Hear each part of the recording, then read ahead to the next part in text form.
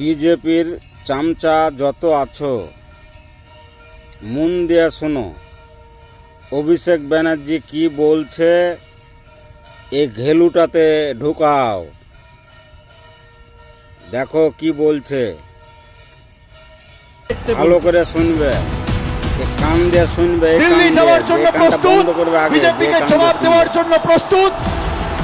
ভালো করে শুনুন।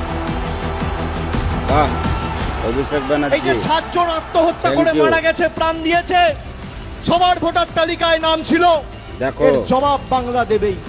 এবং নেত্রীকে আমি শ্রদ্ধা জানিয়ে তার অনুমতি চেয়ে আমি আপনাদের মন দিয়ে বলছি, শোনো কি বলছে, ভালো করে আগামী দিন শোনো। তৃণমূল কংগ্রেস দিল্লি দিল্লি যাবে যেয়ে তোমাকে এবং এসআইআর এর এরকম করবে। প্রতিবাদে বাংলার ক্ষমতা কি সারা ভারতবর্ষকে পেরেছো? দেখাবে।